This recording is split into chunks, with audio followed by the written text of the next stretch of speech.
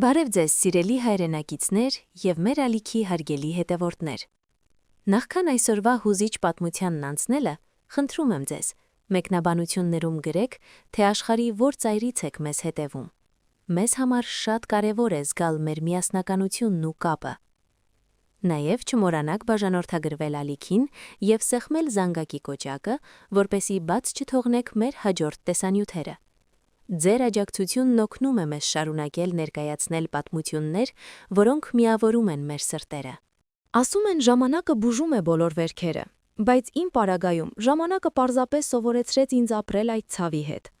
Անցել է արդեն 3 տարի, բայց ամեն անգամ, երբ փակում եմ աչքերս, նորից տեսնում եմ այն օրը, երբ իմ կյանքի ամենամեծ երազանքը, իմ ամուր ընտանիքը, փշրվեց 1000 կտորի։ Եվ այդ ամենի պատճառը ոչ թե դավաճանությունն էր կամ սիրո պակասը, այլ մի կնոջ չարությունն ու խորամանկությունը, ում ես մայր էի անվանում։ Ես ու Արամը ամուսնացանք մեծ սիրով, մեր հարսանիքը Երևանի ամենագեղեցիկ սրահներից մեկում էր։ Հիշում եմ ինչպես էր նա նայում ինձ, կարծես աշխարհում ուրիշ ոչ ոք չկար։ Արամը բարի էր, աշխատասեր և որ ամենակարևորն է, հարգում էր իր ընտանիքը։ Իսկ ես, Անուշս, մեծացել էի մի տանը, որտեղ սկեսուրին հարգելը սուրբ պարտականություն էր։ Ես պատրաստ էի ամեն ինչի, որպեսզի Սեդա մայրիկի համար դառնայի հարազատ դուստր։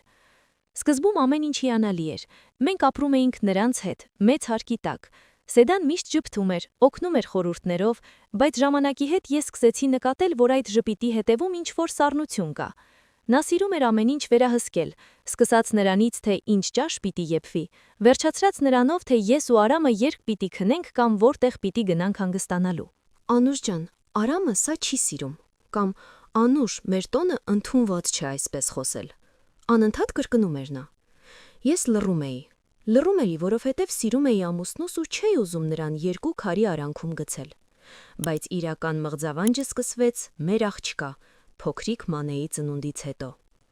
Սեդան սկսեց ինձ մեկուսացնել երեխայից։ Նա անընդհատ ակնարկում էր Արամին, որ ես փորձառու չեմ, որ ես չեմ կարողանում ճիշտ խնամել երեխային, որ ես անտարբեր եմ։ Արամ ջան, տես երեխան էլի լացում ա, Անուշը երևի էլի հեռախոսով է զբաղված։ Լսում էի ես խոհանոցից, երբ իրականում երեխային քնեցնելուց հետո հազիվ հասցնում էի մի բաժակ ջուր խմել։ Արամը սկզբում պաշտպանում էր ինձ, բայց մայրը գիտեր նրա թույլ տեղերը։ Նա գիտեր ինչպես կաթիլ առ կաթիլ թույն ներարկել որդու հոգու մեջ։ Մեր տանը լարվածությունը դարձել էր օդի պես թանձր, իսկ հետո եղավ այն, ինչը ես երբեք չէի ների։ Մի օր Սեդան հայտարարեց, թե իր ոսկյա թանկարժեք մատանին, որը տատական ժառանգություն էր, անհետացել է։ Տունը տակնվրա արեցին։ Ես անկեղծորեն օգնում էի փնտրել, չպատկերացնելով, թե ինչ ծուղակ է պատրաստված ինձ համար։ Երբ Արամը եկավ տուն, մայրը սկսեց լաց լինել։ Նա ասաց, որ տանը միայն մենք ենք եղել, և ինքը տեսել է, թե ինչպես է իմ մայրը մեր տուն վերջին այցելության ժամանակ երկար նայել այդ մատանուն։ Այդ պահին ես պայթեցի։ Ես թույլ չտվեցի, որ նա վիրավորի իմ մորը։ Մենք սոսկալի վիճեցինք։ Հաջորդ օրը, երբ ես խանութ էի գնացել, Սեդան զանգել էր Արամին ու ասել, որ շտապ տուն գա։ Երբ ես վերադարձա, նրանք երկուսն էլ նստած էին հյուրասենյակում։ Արամի դեմքը սևացած էր։ Անուշ, սա ինչ է, հարցրեց նա իմ պայուսակից հանելով այն նույն մատանին։ Ես քարացա։ Ես չգիտեի ինչպես է այն հայտնվել իմ պայուսակի գաղտնի գրպանում։ Ես երդվում էի, լաց էի լինում, ասում էի, որ կյանքում նման բան չէի անի, բայց Սեդան արդեն սկսել էր իր ներկայացումը։ Արամ, ես գիտեի, որ նա մեզ չի սիրում, բայց որ գող կլինի, ես սա չեմ կարող հանդուրժել։ Նա երևի ուզում էր վաճառել, որ իր հարազատներին օգնի, հեկեկում էր նա։ Արամը, ով միշտ վստահել էր մորը, այդ պահին կուրացավ։ Նա չլսեց իմ ոչ մի բացատրությունը։ Այդ գիշեր նա ինձ ասաց, որ ես պետք է հեռանամ։ Ես չեմ կարող ապրել մի կնոջ հետ, ով կարող է գողանալ իմ մորից ու հետո ստել իմ աչքերի մեջ նայելով, ասաց նա պաղ ձայնով։ Ես վերցրի երեխային ու գնացի հայրական տուն։ Այնտեղ ես ամիսներով փակվեցի իմ սենյակում։ Արամը չէր զանգում, չէր գալիս երեխային տեսնելու։ Մայրը նրան համոզել էր, որ ես վատ մարդ եմ և որ ես երեխային որպես զենք եմ օգտագործում։ Ճշմարտությունը ջրի երես դուրս եկավ միայն 1 տարի անց, բայց արդեն ուշ էր։ Սեդայի քույրը Նվարդը, ով ականատես էր եղել այդ ամենին և երկար ժամանակ լռել էր խղճի խայթից, Մի օր չհայացեց ու պատմեց Արամին։ Նա պատմել էր, թե ինչպես է Սեդան դիտավորյալ մատանին դրել իմ պայուսակի մեջ, երբ ես լոգարանում էի, որպեսի վերջնականապես ազատվի ինձնից ու որդուն պահի միայն իրեն։ Արամը եկավ իմ մոտ։ Նա ծնկի իջավ, լաց եղավ, ներողություն խնդրեց։ Նա ասաց, որ ամեն ինչ հասկացել է, որ մորը տեղափոխել է գյուղի տունը ու ուզում է, որ մենք նորից սկսենք։ Բայց ես նայեցի նրա աչքերին ու այլևս ոչինչ չզգացի։ Ոչ սեր, ոչ ատելություն, միայն դատարկություն։ Արամ, ասացի ես հանգիստ։ Դու չհավատացիր ինձ այն ժամանակ, երբ ես ամենաշատը քո կարիքն ունեի։ Դու թույլ տվեցիր, որ քո մայրը քանդի մեր տունը, մեր սերը ու մեր երեխայի հեքիաթը։ Ես քեզ ներում եմ որպես մարդ, բայց որպես ամուսին դու ինձ համար այլևս գոյություն չունես։ Մատանին գտնվեց, բայց իմ վստահությունը դու կորցրել ես հավերժ։ Այդ օրվանից անցել է ժամանակ։ Ես ապրում եմ Մանեի հետ։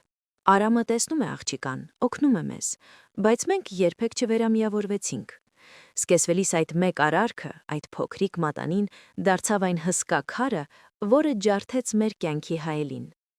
Հիմա, երբ ես հետ եմ նայում, հասկանում եմ մի բան. ընտանիքը քանդելու համար պարտադիր չեն մեծ սկանդալները։ Երբեմն բավական է ընդամենը մեկ մարդու նախանձը և մյուսի անվստահությունը։ Ես սովորեցի լինել ուժեղ, բայց իմ սրտի մի անկյունում միշտ կմնա այն ցավը, որ իմ երջանկությունը զոհաբերվեց մի կնոջ եսասիրության պատճառով, ով այդպես էլ չհասկացավ, որ որդուն սիրելը չի նշանակում դժբախտացնել նրան։ Իմ պատմությունը թող դաս լինի բոլոր նորահարսներին և բոլոր տղամարդկանց։ Լսեք ձեր սրտին, բայց երբեք թույլ մի տվեք, որ որևէ մեկը, նույնիսկ ամենահարազատ մարդը, թույն ներարկի ձեր ընտանիքի մեջ, որովհետև կոտրվածը կպցնելը հնարավոր է, բայց հետքերը միշտ կմնան։ Այս պատմությունը միայն Անուշի ու Արամի մասին չէ։ Սա հազարավոր այն ընտանիքների մասին է, որտեղ սերը պարտվում է կասկածին, իսկ հարազատ մարդու խոսքն ավելի ծանր է կշռում, քան սեփական կնոջ կամ ամուսնու հավատարմությունը։ Մենք հաճախ ենք փնտրում մեղավորների, բայց մոռանում ենք, որ ամենամեծ մեղավորը լռությունն է և վստահության պակասը։